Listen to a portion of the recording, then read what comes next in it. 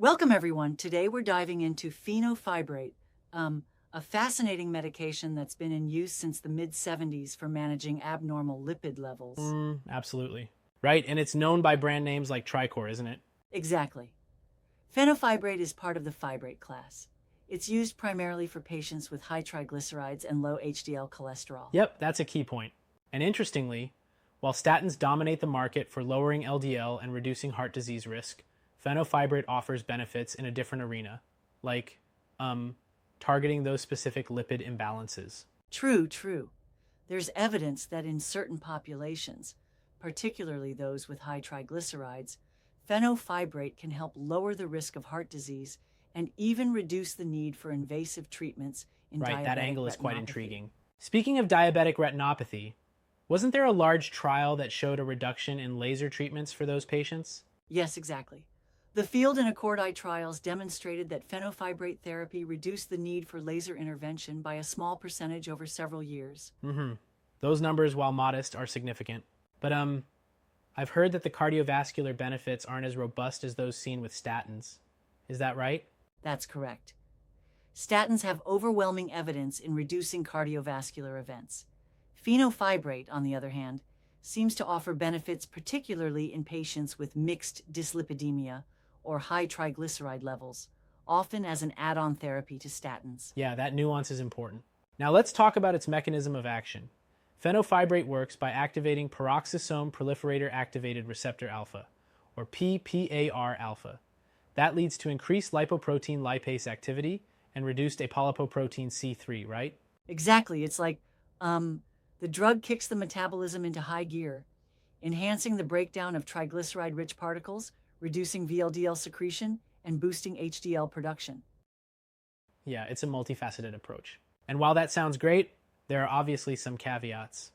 Side effects can be a real concern, including potential liver issues, muscle problems, and even some risk for something as serious as rhabdomyolysis, especially if combined with statins. Right, and that's why monitoring is critical. Liver function tests and renal panels become vital, especially since fenofibrate can interact with other medications like warfarin and bile acid sequestrants. Absolutely, keeping an eye on those parameters is key. It's really a balancing act, isn't it? The benefits for lowering triglycerides need to be weighed against risks like myopathy or even pancreatitis in rare cases. Definitely. And it's contraindicated in patients with severe renal impairment, liver disease, or gallbladder issues. So, careful patient selection is important. That precaution can't be overstated. I noticed that it's not recommended during pregnancy or breastfeeding. What's your take on its safety profile in those populations? Yes, that's correct. Given the potential risks and lack of sufficient safety data in pregnant or lactating women, it's generally avoided. It's all about weighing the risks and benefits carefully. Exactly, patient safety comes first. Now, what about its formulations? I heard there are variations in bioavailability based on whether it can be taken with or without food. That's a neat aspect. Some formulations, like the choline salt sold as Trilapix, can be taken regardless of meals, which is convenient. Others require food to optimize absorption. It's like tailoring the therapy to the patient's Right, convenience lifestyle. can significantly impact adherence. Also, there's an off-label use, treating high blood uric acid in gout patients. That shows the versatility of its mechanisms. Absolutely, though that use isn't as mainstream. Still, it hints at some broader anti-inflammatory and metabolic effects beyond just lipid Yeah, management. it's intriguing to see drugs work outside their primary indication. Now, I do want to challenge one thing. Some argue that the benefits in cardiovascular risk reduction in high triglyceride patients are sometimes overstated. What's your take on that? That's a fair point. While some studies show a measurable benefit, the overall net benefit compared to statins is still under debate, especially given the potential adverse effects. It really comes down to individualized patient Personalized assessments. medicine is really the way forward. It also seems that the regulatory landscape has shifted. There was that 2016 FDA action regarding its co-administration with statins and niacin formulations, right? Yes, that was a significant moment. The FDA revised its stance, highlighting that the risk-benefit profile no longer supported co-administration for cardiovascular risk reduction in statin-treated patients. Right? And that reinforces the principle of evidence-based use. It's fascinating how a drug can have such a long history, patented in 1969, in use since 1975, and still relevant today, albeit with evolved indications. Totally. Its evolution from a simple lipid-lowering agent to being considered for diabetic retinopathy and even off-label uses underscores its complex pharmacodynamics. Absolutely. It's like the story of medicine itself, continuously evolving, wouldn't you say? And then there's the societal and cultural side. The antitrust issues that arose with the reformulation of Tricor in the United States.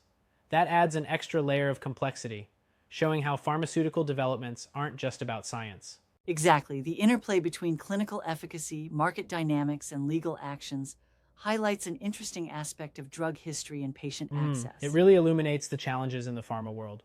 With millions of prescriptions out there in 2023, Fenofibrate remains a major player despite all these challenges. Yep, more than 8 million prescriptions in the US alone. That's a testament to its ongoing utility, even if its role is more niche compared to statins. Indeed, it fills that specific gap in dyslipidemic management. And let's not forget the importance of accompanying dietary changes. Fenofibrate's efficacy really shines when patients adopt overall lifestyle modifications. Absolutely, this isn't a magic pill. It works best as part of a comprehensive treatment plan that includes diet and exercise. Definitely, lifestyle modifications are the unsung hero here. So, to wrap up, Fenofibrate is a multi-mechanistic lipid-lowering agent with specific utility in reducing triglyceride levels, with added benefits in selected diabetic populations. But like all drugs, it requires careful patient selection and monitoring. Right on point. Its history, mechanism, and clinical applications really make it a case study in niche drug therapy, balancing benefits with potential risks. A true example of precision in therapy. This discussion really shows that even well-established drugs have layers of complexity, right? Exactly. Understanding fenofibrate means appreciating both science and patient care. Yep.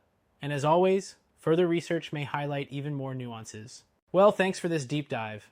It's been enlightening to break down every detail of fenofibrate, from its biochemical magic to its real-world challenges. Absolutely. Thanks for keeping the conversation lively and insightful. Until next time, keep questioning and exploring the world of medicine.